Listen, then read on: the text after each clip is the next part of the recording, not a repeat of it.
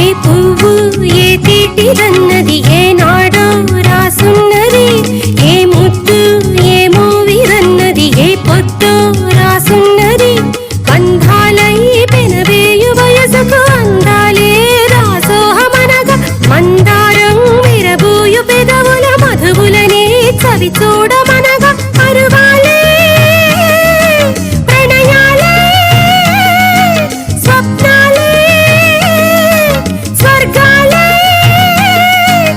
ఎన్నెన్నో శృంగార లీలలు కన్నుల్లో రంగేళి గలదెను. ఆకాశం ఏనాటిదో అనురాగం ఆనాటిదే, ఆవేశం ఏనాడు కలిగెను ఆనాడే తెలిసిందది.